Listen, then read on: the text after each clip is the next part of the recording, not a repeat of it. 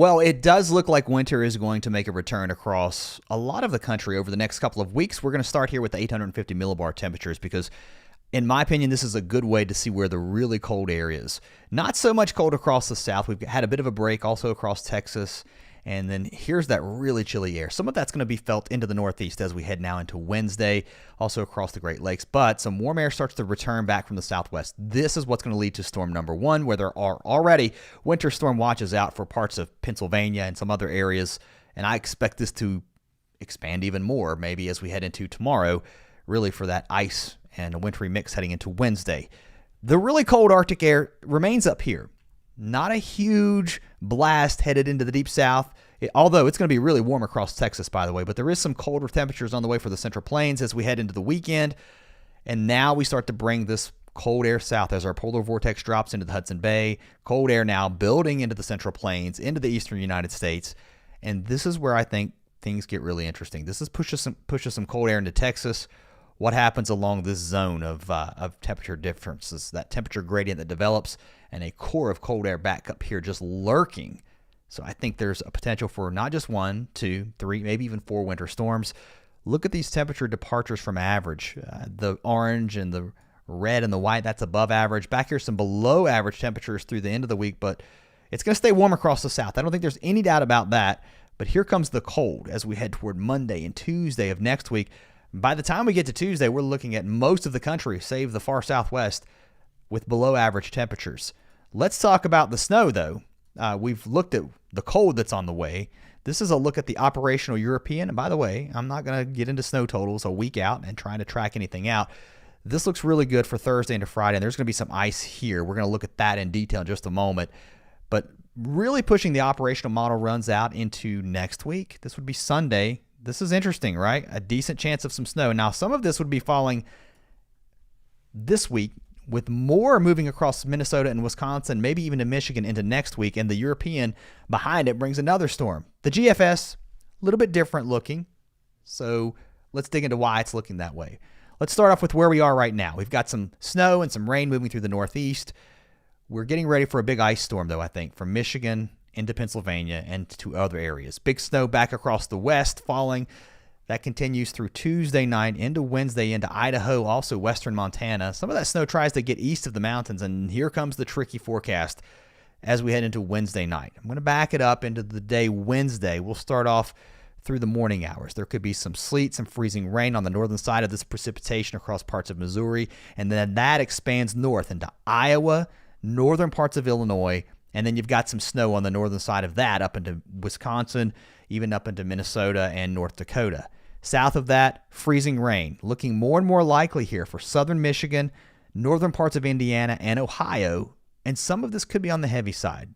It could cause some really big problems, not just here, but also over into Pennsylvania, into the West Virginia mountains, and then on the east side of the mountains as we get some cold air trapped here in the valleys, that cold air damming in place. West of the mountains, warm air surges up through the Ohio River, up along the Ohio all the way to Pittsburgh. Columbus, we go back over to rain, and then also into places like Charleston, up to Wheeling, and then up to, again, I mentioned Pittsburgh. Cold air, though, trapped in the valleys, though, here, east of the mountains, especially here into Pennsylvania, southern New York, and then we go back over to some rain in these areas as warm air eventually gets scouring out that cold air. Snow mostly, though, across northern New England. We may mix with some sleet and freezing rain here into parts of Maine, and then the precipitation kind of winds down, and the winds really pick up behind this, and some cold air moves in. Showers across the south, and we're watching the next storm across the west. I'm going to back it up just a little bit and watch that come ashore heading into Thursday and Friday with some heavy snow here into the Sierra, and then that moves inland with big snows into the Intermountain West from Wyoming back into Idaho again into parts of Montana, mainly western Montana for the heavy snow and into the mountains, and then that pushes east heading into Saturday.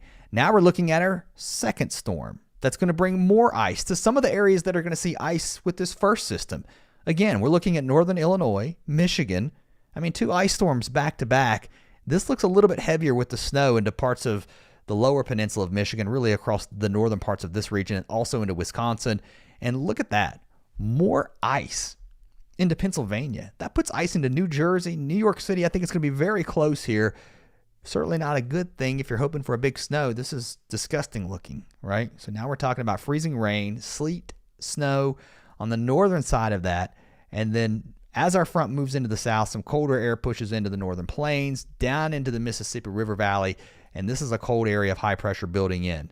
Lake effect snow behind this system here, and we set the stage for what could be a really active week again next week with another winter storm possible. Now you've got your cold air sinking south. What happens on the backside of this? Okay, this is the deal, and this is what I think is something to be watched heading into next week. By Tuesday and Wednesday, a couple of the models are trying to develop an area of low pressure somewhere in this region. This looks really weird to me with snow and ice. I don't know. I think the models are going to have to get through the first couple of storms and see where the state of the atmosphere is by the time we get to next Wednesday. And will we see a storm? They've been hinting at it so long. And people give me heat all the time in the models and go, you can't trust anything that far out. I completely 100% agree. But when I see run after run after run after run, and the trend this far out is what you look for, and the trend has been trying to develop something toward the middle of next week. Did it do it this week? Did we see anything in the forecast this Wednesday? No, we didn't. Last week it didn't. It looked that way. This is it looked clean this week anyway, or clear. Next week is a completely different story, and I think you got to watch it. So this could put snow a little bit further south. I don't know that I'm buying into this solution just yet. Does that put snow into New York City? It's way too early to tell, but it's definitely an active pattern, and if you're going to see it, you got to have an active pattern. This is the GFS. Just to compare back to back, it's got our ice storm this week, Wednesday night into Thursday. I'm going to skip through this because this is very similar to what the European is looking at. And then as we go into Friday, Saturday, into Sunday, our next storm pushes off to the east. And again, it's too early to get into totals, exactly how much snow you're going to see in exactly your city at this point in time. Especially we're looking at a weekend storm and it's Monday. It looks like ice, though, on Saturday into Sunday. This mostly turns over to rain, though, for Philadelphia, back through Pittsburgh and south of that into the Virginias.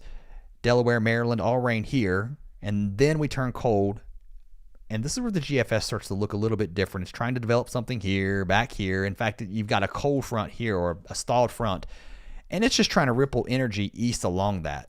Okay, it's not developing a single storm. It's just doing these weird things, and the GFS is notorious for doing that.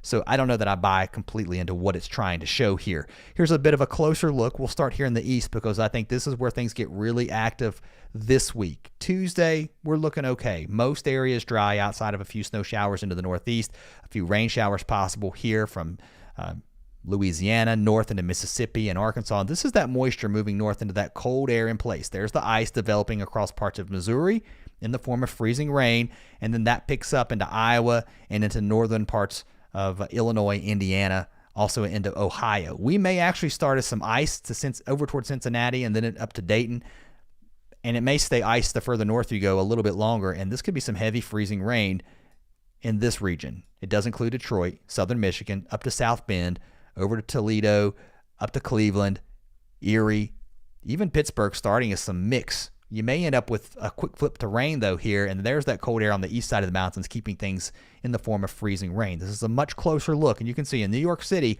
we may start as some snow. We may start as a mix of rain and snow out toward Long Island, too, maybe even into southern New England. Now we're dealing with ice into the Poconos, Susquehanna River Valley. We're talking about some cold air in place and that rain overspreading with that warm nose aloft. It's just too warm for snow once you get up in the atmosphere a couple thousand feet, but at the surface, cold enough for freezing rain. Eventually that, again, scours out as we head now into Thursday evening, and that system pretty much moves away. Just a few lingering showers across the south. Now our attention turns to the weekend storm. Again, we've got one storm to get through. This would be the second one behind it. Find where you are on the map. I try to talk about every state and every region. I can't mention them all. We're talking about all 50 states here. But this area of low pressure back across Missouri, Illinois, Indiana continues to push to the east. Some cold air damming in place here across the east side of the mountains. And how about that? Again, we've already talked about that ice forming across parts of Michigan into Pennsylvania on the big national map. And look, there it is again.